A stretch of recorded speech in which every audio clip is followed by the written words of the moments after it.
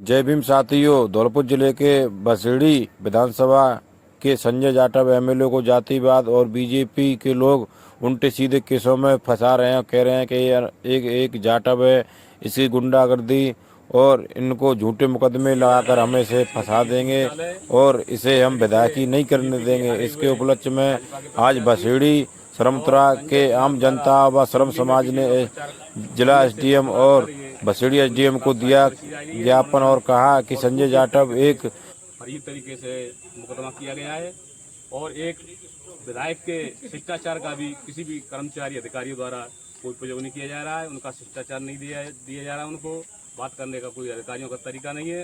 ये सारी चाल बीजेपी की है और बीजेपी जब सत्यता जांच में सामने आएगी तो इन लोगों को नीचे देखना पड़ेगा।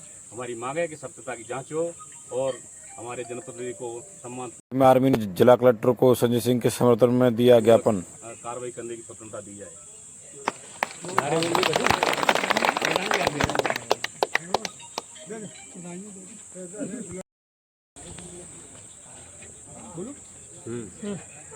आप एमएलए साहब के ड्राइवर को एक दिन पहले एफआईआर से अरेस्ट कर लिया, तो उसमें आप क्या कहेंगे?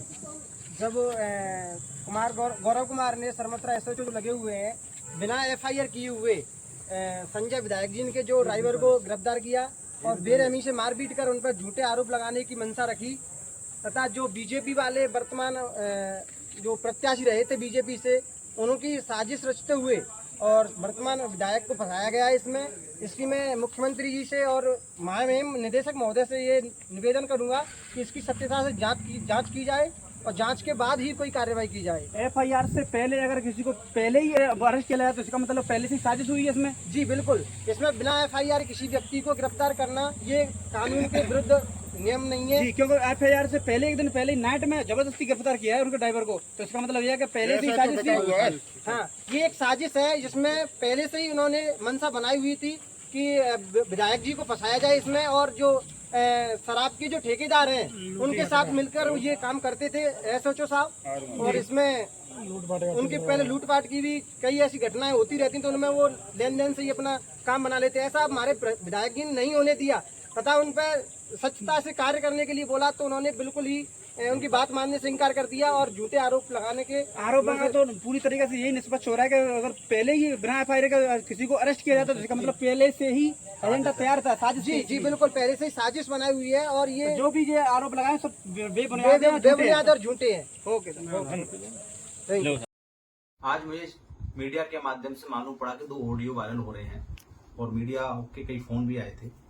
मैं आपको बताना चाहता हूं इस वीडियो के माध्यम से कि संजय तोमर जो बनपाल है नाका खुर्दिया रेंज सरमथरा का, उसने जो ऑडियो वायरल किया है वो 18 मार्च 2024 का है, जिसके अंतर्गत मैंने उसी दिन डीएफओ साहब के यहाँ जाकर के उसके खिलाफ अनुशासनात्मक कार्रवाई और उसके जांच कराई थी। 3 साल से उसने जो काम कराया नाका खुर्दिया के अंदर, जैसे प्लांटेशन हो गया, आपका तलैया हो गई, आपकी पोकर खुदाई हो गई, आपकी 4 दीवारी हो गई, या कच्चे जो जीसीबी के द्वारा खाई डालते हैं वो भी, उन सब का मैंने जांच के लिए डीएफओ साहब से एक कमेटी का इसकी जांच करके बताया कि इसमें कितनी अनियमितता है। डीएफओ साहब ने जांच भी बैठाई थी और जांच में उन्होंने 2 बार रिकॉर्ड मांगा उस व्यक्ति से, लेकिन उसकी हिम्मत देखिए कि अपने उच्च अधिकारी के आदेशों की अवहेलना करते हुए उसने ना तो एमबी बुक बिल दी, ना ही कोई फाइल प्रोवाइड कराई, ना ही उसने ऑफिस के अंदर कोई कागजात रखे, अपने घर ले जाके धौलपुर में कागजात रखे। इस उपलक्ष्य में मैंने एक बार पुनः स्मरण लेटर फिर भेजा मैंने डीएफओ साहब को,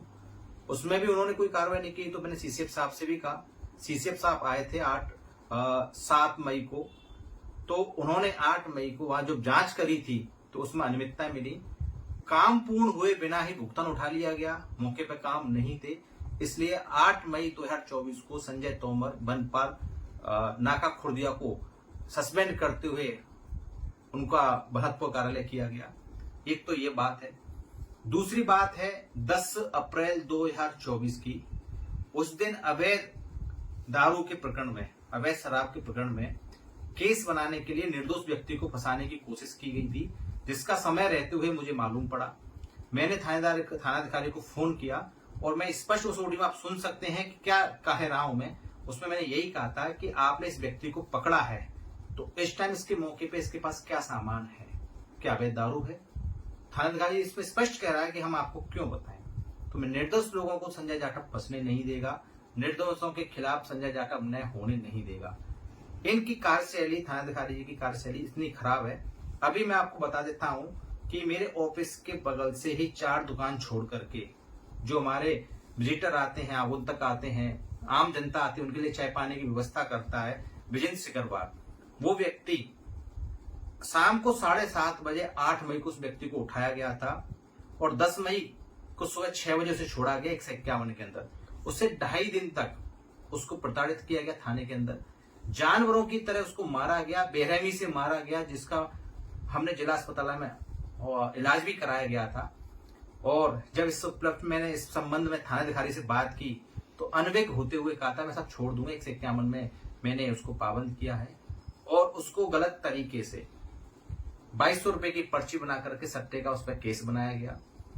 इस तरह का थानाधिकारी की कार्यप्रणाली है। इसके और भी कई केस हैं। एक केस ये भी है कि एक चोरी के प्रकरण में एक व्यक्ति को पकड़ा था संदेह के आधार पे और उसका सिर फोड़ दिया।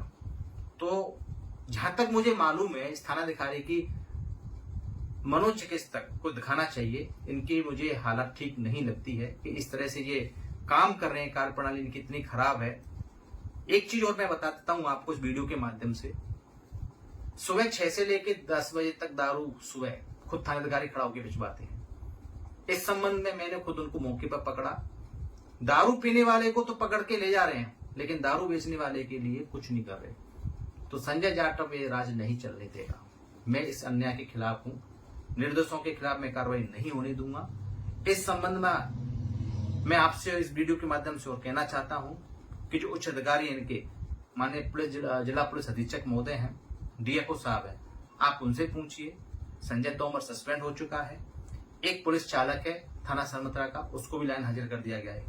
अगर संजय जाटव गलत होता, जो ऑडियो वायरल हुई है, तो शायद मैं हो सकता है इस समय आपसे सामना नहीं कर रहा होता। उनको सस्पेंड क्यों किया गया, पुलिस लाइन हाजिर क्यों किया गया? मेरे पास एक एक कागजात है, मैं आपको कागज दिखा देता हूं। इसमें मैंने 18 मार्च को डीएफओ साहब को संजय तोमर की शिकायत की है और 18 मार्च के बाद 8 मई को सीसीएफ साहब ने उनकी जांच करते उसको सस्पेंड किया गया। दूसरा मैं बता देता हूं, 156(1)(3) के तहत थानाधिकारी पे इस्तेगासा दर्ज हो चुका है। एसपी साहब के यहाँ विजेंद्र सिकरवार, जिसको बेरहमी से मारा पीटा गया था, जिसका राजस्थान पत्रिका और दैनिक भास्कर में भी न्यूज में निकला है, एसपी साहब ने खुद उस व्यक्ति को देखा है। एसपी साहब ने डीएसपी और सीओ को आदेश दिए हैं कि जांच करी जाए। तो ये मैं बता सकता हूं कि गुंडागर्दी खुद थानाधिकारी कर रहा है। संजय जाटव का ना तो कोई अवैध कारोबार है, ना अवैध वालों का सहयोग करता है, ना कभी साथ देता है। मैं सच्चाई के साथ हूं, सच्चाई के साथ लड़ूंगा और ऐसे थानाधिकारी या ऐसे जो भी कार्मिक हैं जो गलत कार्य में शामिल हैं, संजय जाटव उनको बख्शेगा नहीं। मैंने आपके सामने अपनी सच्चाई रख दी है। ये गलत है तो ठीक, सही है तो ठीक।